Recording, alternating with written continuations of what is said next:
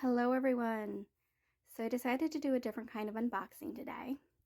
This one's actually taking me a lot to do because I'm a little upset about it still. Backstory. So I saw this item on eBay and it was $11.50 and then $6 and change for shipping. I used the very last of my Patreon money to buy something. It's the only something for this season. Like, I haven't been able to do gifts or anything, but I let myself grab this one because it was like, ooh, so amazing. And I had like that spur of the moment weakness. When I heard it was arriving today, I was expecting a box. I wasn't sure if it was going to get delivered to my door or the mailbox. Turns out it was the mailbox, so I had to go down through the snow and ice that is our weather today. We're actually having a snow day. And this poly mailer is what was inside. So we're turning this into a teachable moment of how not to store or ship your straw items, your straw bonnets, okay?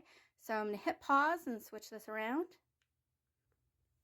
Okay, so this is what was inside. It is an 1850s, 1860s straw bonnet. It's in a very dark brown. It's actually, I believe it was originally black. I'll get into why. But this was shipped flat. Do not ship or store your straw bonnets, particularly from the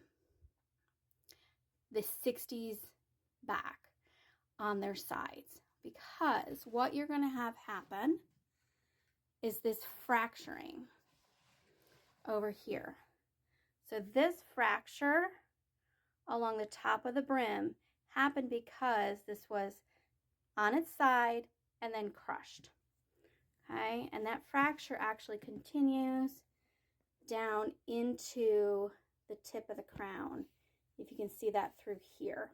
Okay, now when I had ordered this, I did know that these separations, this one and this one, were there, separating the tip and the brim, and that was something I was going to be able to work with.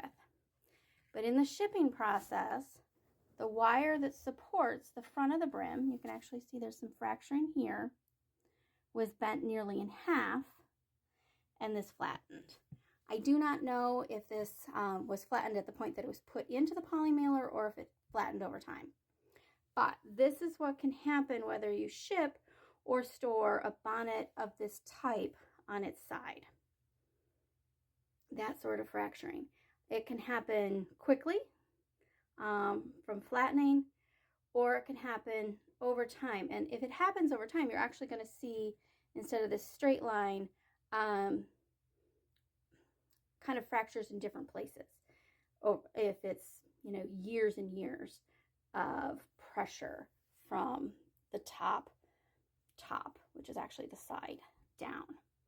All right. I also, oddly enough, do not recommend sitting on the tip for an extended period of time. If you've received one of my reproduction bonnets, yes, I will ship on the tip or on the face, but that's only going to be shipping for a week. If it gets lost, 2 weeks. For an extended period of time, I wouldn't recommend that because it's actually going to put a lot of pressure there. Weirdly enough, I would also not like to sit it on the front, but if you don't have any decorations in the front, the most support is going to be in the front, and while it might push back, that's easier to fix on a reproduction piece. On a period piece, you really should have the proper supports under the bonnet, and it would keep all pressure off the brim, edge, the tip, the cheek tabs. And then that would either sit face down, okay, again, without this actually touching the bottom of whatever surface, or straight up, bringing this back around. Need a slightly bigger Lazy Susan for this, where it would sit upright. And in that case, you'd want to make sure you have no pressure on your cheek tabs. Okay, so that's 5 minutes of what not to do and what to do. Of course, when I'm saying all those things that need to be in an archival safe box for an original, and then a properly supported box for shipping. Okay, now what is this little bonnet that I've got in front of me? Where to start? It is, I'm going to estimate now that it's in this state, 1855 through 1863, 64 maybe. It does have the nice shaped cheek tab. There is some shaping going on to this front brim. I can't really tell what's going on here because of it being flat, but it does pull back here.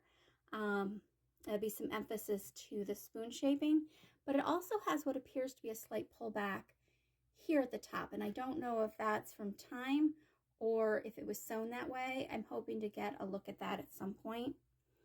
You may notice that, yes, the straw is black. All of the silk trim is a fabric trim set on the bias, the band over the top, and the bevelet. This is actually backed with something other than net. It's very stiff, not quite buckram. I have to get a better look at that. But this here is indeed crepe. So this crepe, I believe, runs the entire inside of the brim. I've not been able to look inside yet. And then there are ribbons tucked inside. I suspect it was shipped with everything tucked inside and then squished along the way. But this is likely an 1855 to 1865 straw mourning bonnet. The original images from the listing do show what look like the remnants of the maker's mark tags in the back, which would mark who made it. It's usually just a number. That's a straw thing. But that's basically what this little guy is. I'm not going to even try to show you anything inside today. But all right, there's my little video of the day.